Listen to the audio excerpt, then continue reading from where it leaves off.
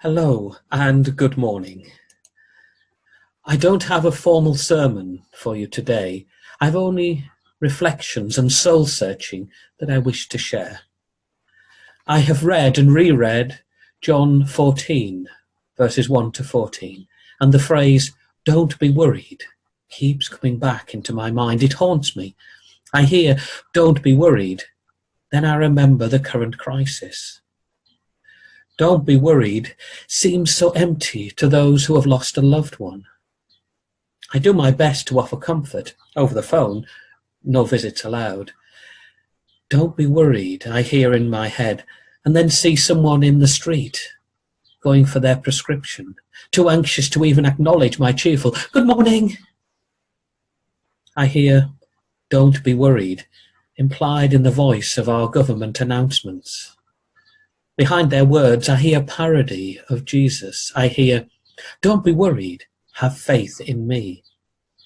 I do indeed have faith in my government, faith in their incompetence.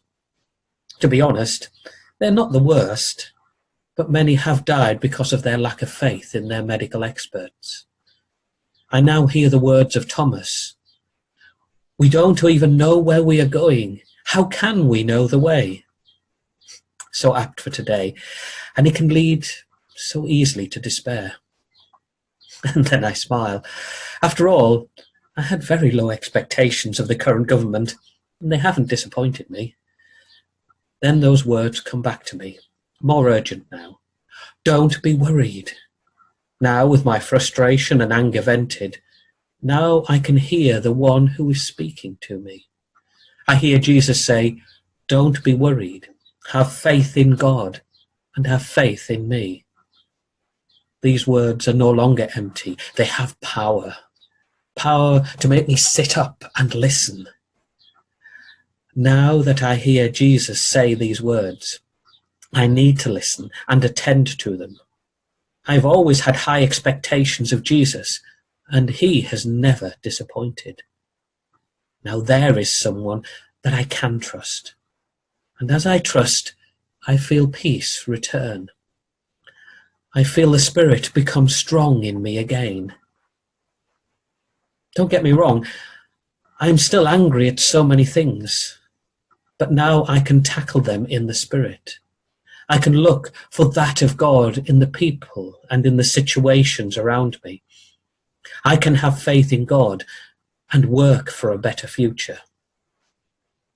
As the peace returns, my mind clears, and I remember our local saint, Julian of Norwich. Her feast day was on Friday. As I remember Mother Julian, that peace deepens. I remember the hazelnut and how God holds all creation in the palm of his hand. Mother Julian wrote later, "And in this he showed me a little thing, the quality of a hazelnut, lying in the palm of my hand, as it seemed. And it was as round as any ball. I looked upon it with the eye of my understanding and thought, what may this be? And it was answered generally thus, it is all that is made. I marvelled how it might last, for I thought it might suddenly have fallen to nothing for littleness. And I was answered in my understanding, it lasts and ever shall, for God loves it. And so of all things their beginning by the love of God. In this little thing I saw three properties. The first is that God made it, the second that God loves it, and the third that God keeps it.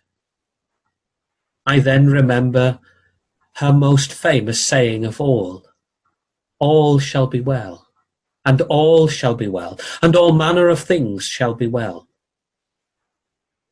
Mother Julian had seen the ravages of the plague, and much more, warfare and so much. She had faced the very worst of this world, and brought them to God. Then she was given a revelation from God for her time, a revelation that seems so right for now. Our lives, and indeed the whole of creation, are as small and insignificant in the hand of God as a tiny hazelnut. The insignificant is though infinitely precious, because first God made it, second God loves it, and third God keeps it. I began this reflection with the words, "Don't be worried." But I was worried, deeply worried. I'm still deeply concerned about many things, but not worried in the same way. Jesus said to his disciples, "Don't be worried. Have faith in God and have faith in me." This is God's world, not ours. He made it, loves it, and keeps it. I hear the words given by Jesus to Mother Julian. All shall be well, and all shall be well, and all manner of things shall be well. I hear them not as trite, empty words, but as words of hope for a better future, a future beyond COVID-19. I have faith, and with it, renewed strength and purpose.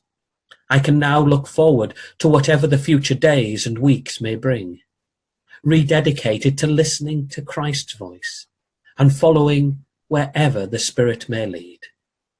I hope you can join me. God bless.